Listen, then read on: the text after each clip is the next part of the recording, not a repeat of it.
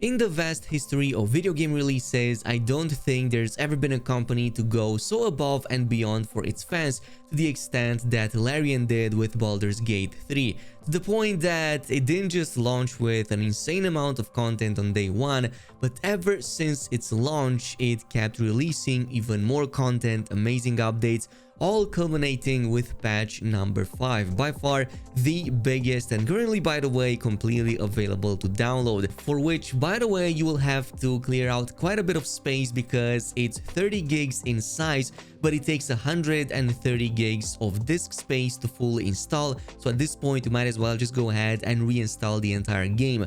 However, it's going to be absolutely worth it because it introduces a ton of new content in the form of this brand new epilogue after the main events of the story, a brand new zone, ways to interact again with your favorite characters, and a lot of other stuff including game modes and ways to change how you play. So first things first, the main highlights. We have that brand new epilogue, an entire new section at the end of the game after of course you defeat the main encounter that aims to provide a well-deserved sense of closure with your allies. In fact, also solving one of the biggest complaints about the game, the fact that its final chapter ended a bit too abruptly. So according to the patch notes, journeys and playable epilogues are the final chapter in your adventure. So this is kind of like your chance to say goodbye. Set at a camp in High Hall with a view overlooking the city, this new playable chapter takes place 6 months after the events of Baldur's Gate 3 main story, and it's accessible to all players by loading the game prior to the final fight. Your epilogue is going to be defined by you, obviously. This is the culmination of every choice and consequence that you've made since the very start of your adventure, a gigantic tree of permutations that leads to an opportunity to reflect on that journey before you say goodbye.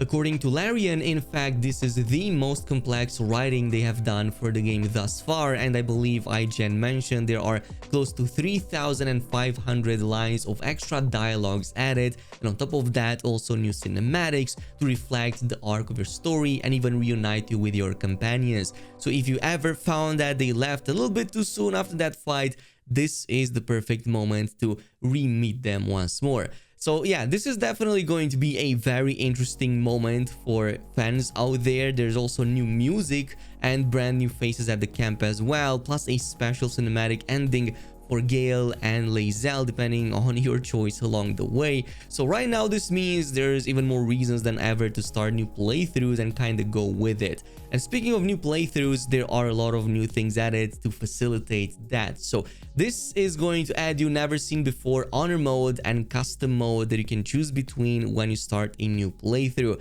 So this is how they look like, by the way. Honor mode is going to be right there after Tactician. Is going to be, of course, the higher difficulty version of the Tactician, and it kind of adds a few cool twists on top in there. Mainly 30 or so new tweaks to all of the Baldur's Gate 3 boss fights, as well as a new legendary action system designed to catch players off guard and increase the challenge. So new bosses, for example, can perform new actions, adding twists and turns to all major fights throughout the game. If you think that your prior builds or just like strategy worked before, you might have a few surprises in there because of this, and I'm all up for it.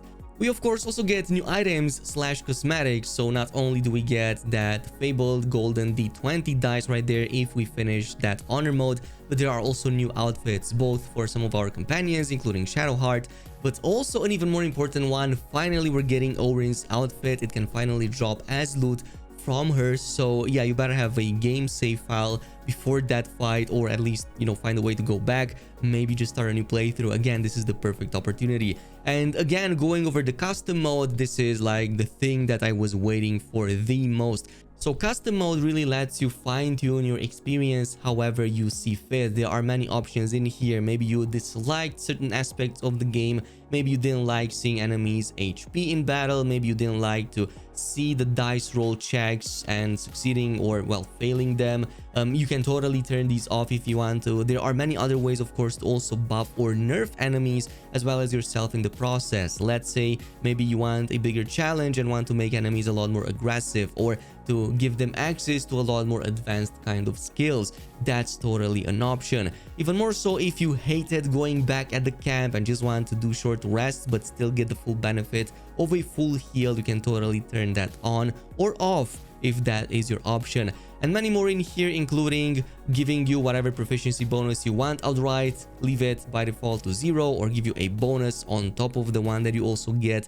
Also give the enemies the possibility to critical hit you or not. I believe that in the default game that is possible, but you can of course turn that off if you want to. And also many other things you can disable or enable in there from this screen right here.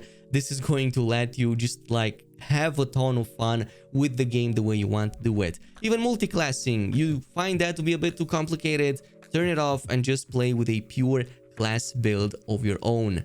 Now, it's not just these bigger updates, we also have other smaller highlights but equally as important. So for example, you no longer need to invite other heroes in your party to manage their inventory. You can do so for all available companions back at your camp. So this is done by simply going at the camp, and now you're going to be able to simply manage the inventory of every single companion, even if they are not active right now in your party. Previously, you would have to kick somebody out, invite the one in, and then do it, but now that's no longer needed. And most important, for people who are still complaining about performance issues or those who just played on lower end hardware, you might be happy to know that there are quite a lot of those being implemented in patch number 5. So this includes, of course, many performance improvements, particularly in Act 3, which was the act most complained about. They've also added a dynamic resolution setting for PlayStation 5, and players in general playing with low VRAM/RAM machines should see improved performance after this new patch. From this point on, I'm just going to read the other highlights from the patch notes. So of course, the game is now also available in Korean for all of those Korean players out there. I believe that Larian in fact released a bunch of other patches with other languages that eventually became available after launch. Shadowheart will always be the owner of the artifact during the tutorial if she is a follower. Becoming half illithid will now also visually affect your eyes. I didn't know that was an issue. Mine definitely got his eyes affected. Basic action variations, for example, a free version of dash that you can perform because of a class feature that share a hotkey by default, will now gain a hotkey according to a certain priority order. Also, a romanced Minthara can now refer to her bond with you using a draw word for deep, unbreakable love. They've also fixed a bug where party members would sometimes not change back into the armor set that they were displaying before entering that camp. Thank you. Finally, that's a thing. You can now also talk to Mole more about her contract with Raphael in the guild hall. Also, Withers will sneakily resurrect any dead companions before a certain fight. I'm not going to spoil anything, but what a helpful skeleton indeed. They also gave Jaheira a new scene in there that you might be happy about. They further improved the physics of characters and walls to prevent NPCs being able to shoot through ceilings inside houses. Also fixed an issue where Gale's scene with a certain character after the final, let's just say, moment of the game is played in a different way a little bit, so you're gonna know what it means once you play it. They also made cinematic tweaks to restore sections of Extarian's Act 3 certain scenes. They also improved companion reactivity when making the decision before a certain moment in the story. That, again, no spoiling. The loading screen art now unlocks gradually as you progress through the game. I find that to be actually quite interesting. And of course, a certain character no longer taking damage when being thrown.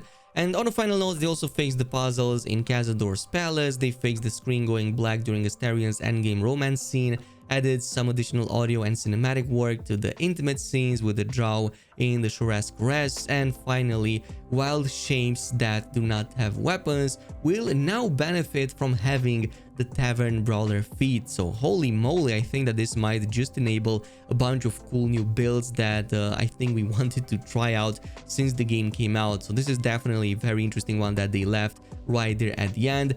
You can go ahead and just read the full-on patch notes. They are absolutely massive, and I'm still gonna need a few hours to fully go through them properly, but just keep in mind that this is not the end.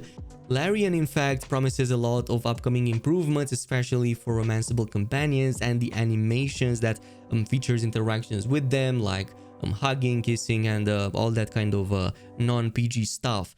Anyway, that is about it with the patch notes. Let me know down below what's your most exciting feature that you saw in the new patch. In the meantime, I'll see you guys in the next video.